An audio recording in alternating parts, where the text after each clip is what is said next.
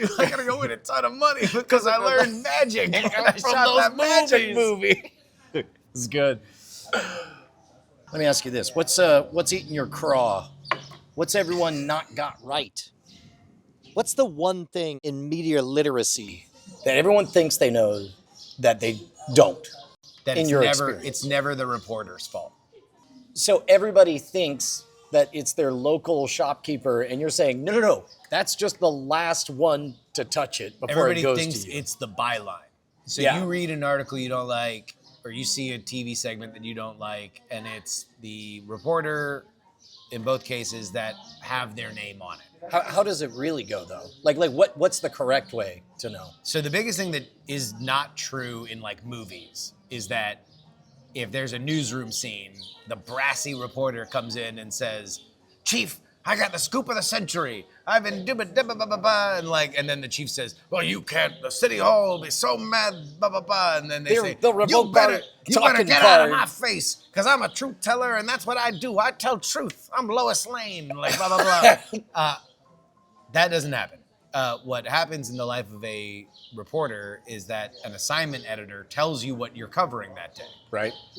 When I was a reporter, I had a great assignment editor, and like what he would do is in the morning, we were at a local newspaper, he would just go through the announcements that you had to make you had to publicly announce. So these were government meetings, properties that were listed for sale, that kind of stuff.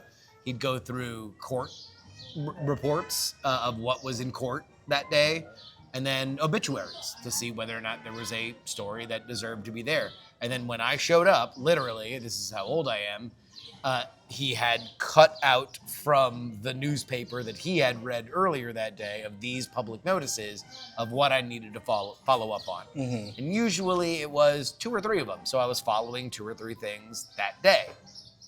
I didn't wake up that day and say, I want to cover this gruesome court case. So I was told I needed to cover that. Maybe, so would it be an oversimplification to say that everybody thinks that reporters wake up and look at their menu of axes to grind, yes, and then pick one, yes, and instead it's like, here's a nutty idea. Maybe news happens, and they're like, what's the easiest news to report? But there's a person above that is deciding what that news is.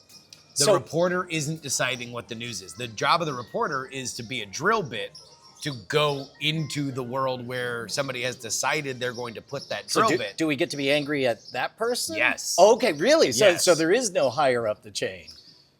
When you are mad about coverage, yeah, wherever you're mad about it, that it's too soft. Like what's something everybody's upset about? So let's take the Biden stuff now, which is broadly understood to be like, media got it wrong. Mm-hmm. Conservatives are like, welcome to the party. We've been screaming that for years. And liberals are like, yeah, well, when his brains leaked out of his nose on television, it turns out I would have liked to have had somebody in media say that beforehand. The problem wasn't with the reporters. The problem was with the editors. And then who are saying, don't cover that.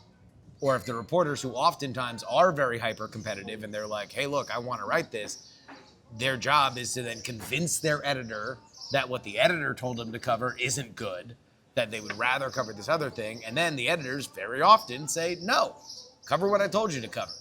Right now, the story is the minerals deal, or whatever. For a split second, I thought we were talking about Andor.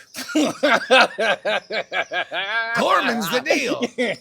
Well, So I guess really the person up is that what's happened to, I guess I see Jake Tapper's name in the news. Is that what's happened there? Is everyone's mad because he's the name they see? Or is that tapping into Well, here. You want to know why Jake Tapper's name is on that book? Usually that means he's the author. Yes. Usually you would say when there's a guy who had been covering the Biden decline the entire time at great expense of his own personal career. He got yelled at by the White House, got yelled at by his peers. He was looked at as somebody that was deliberately helping Trump at the time, in a place where that was like the ultimate sin in a very liberal city like DC. And then Jake Tapper, who did none of those things, who very plainly, you can see highlight reels that are out on the internet right now was downplaying the idea that Biden was in decline up until he saw it in person during that debate.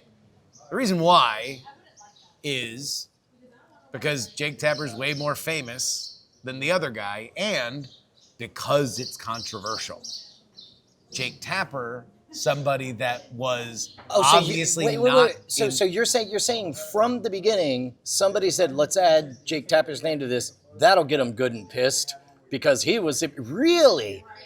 Oh, you just tickled.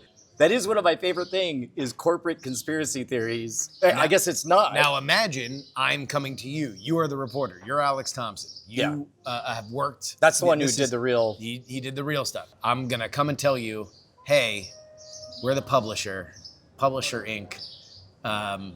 We want you to be the second banana on your life's work. You know the scoop that you broke? We want you to be like kind of like the other guy. Yeah. On that. What's your opinion on that? I would not be thrilled, but I would recognize I would probably do the calculus and say 10. Can you push that? There you go. Yeah, sorry. We didn't know we were locking you in. Sorry about that. Oh no. I broke the solemn vow to not be a problem. Okay, you've covered enough stories now that I assume there are themes, and you begin to have a tickle of like, nobody seems to understand this one thing. In all of politics, I could tell a million stories, and I'll have to explain again to everyone blank. Like, what goes in that blank? In politics in general? Or I guess, I don't know. I would say the biggest thing that people don't realize is that every conversation that you're having is a means to an end with a well-run operation. Like, it is a means to an end to get you to vote for something. So it's like there's no conversation that bubbles up by accident. Wait, and this is year-round, not even Year just... round. I don't like thinking that. Yeah. I like to believe that democracy is a good thing. Well, no, I mean, like, the most successful, and this is what the internet's changed, the most successful are the ones that people are already talking about, that people just need another spin on. And so the more you listen to like DC-based podcasts where they know politicians are listening, it's like when you've gone to like Ronald Reagan Airport or Dulles Airport, and you see those ads that you never see in any other airport, that it's like, credit cards? They're banned. Yeah. Like, tell your senator, don't ban my credit card. Yeah. Like, yes. And it's because there's another bill that does another thing, but it could have the option. They picked the least popular way that they could frame it, and now they're going to put it out there. Like, it's more subtle versions of that exist in the entire political spectrum. So does that, like, I mean, it sounds... My gut reaction is, well, be cynical about everything then. Yes. Okay. I really wanted it to be something besides that. Well, so, no, I guess... Well, no. But I mean, I think beyond that, it's like cynicism gets a bad rap because it usually means that you're quitting on something. And I don't think that if you're cynical, it means that you are giving up on it. I think that you just understand it. And you don't have to believe that the Subway sandwich artist loves you and wants you to be nourished to enjoy a sandwich. Like, you can understand, okay, they're a this is the part where it's like when somebody says when somebody says at Chick-fil-A, my pleasure, it's like, whoa, is it their pleasure to serve? Do you love me? Yeah, no, that's the style guy. That's just what they say. And yeah. It's good that they say it. There are reasons why. It doesn't mean that the stuff that you care about politically doesn't matter. It just means that there are professionals who wake up every single day and try to shape a conversation because they want to advance either in the short term or the long term their goal. Yeah. Right? So, like, for example, here in Texas, there's been a years-long, decades-long fight about school choice. Yes. Or taking money away from public schools and allowing parents their share of the tax money that they pay in Right. to be able to spend Or it at at least another a school. portion of it. Whatever it is, right? Yeah. Yeah. So, So what you're getting to is solutions. Yeah. This is the larger idea. But the concept of doing it. the two arguments, as I understand them, is on one side it's like the money should be attached to the kid. So if you don't like the school, the money stays with the kid and goes somewhere else. Competition is good. The other one is schools. Oh man, I have to do a better job on the other one. Never mind. Let me tell you. Okay. In Texas, this has not been a liberal versus conservative issue. If it were a liberal versus conservative issue, because Texas is a red state, the conservatives would win. But they haven't. It has been a very fraught issue in this state for a very long time, because the people that were not for taking the money away from the schools learned very smartly. This is about football. You have my attention, sir. This is about Friday Night Lights. This is about high school football in rural Texas. Because if money's leaving the small town high school, how are we going to have high school football? And so that's where the people that don't like money leaving those schools figured out that they had a foothold. They were never going to do it by saying, we need to support teachers or teachers unions. Right. That's a way that you can usually do it in big cities. Right. You can say, unions are good. You like unions. You like teachers. Two great tastes that taste great together. Got to stand up for them. Yeah. But not in rural Texas. Rural Texas, they don't give a rat's patoot about unions. They probably think very ill of them. But that's another way.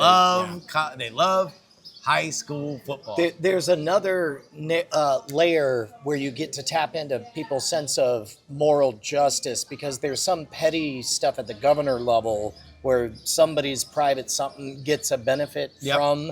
And it's like, that's the story. My missus, we agree on everything. And it's like, what do you think the story is about? And it's like, they're both true. Yeah. But it's like, but this one hits this part of my core aspect, and this other version hits your core aspect on there. So what is a heuristic outside of being aware that, like, what's the defense of? Don't pay attention to the conversation. Pay attention to what you believe, and understand that all of the conversation is designed to take advantage of your apathy to shove you into a bucket that you can be counted on to vote for. Got it. So if you don't care about something, then you will be shoveled into one of these piles.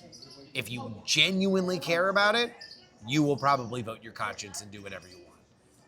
Yeah. Well, so, man, that sounds like a lot of work. It is.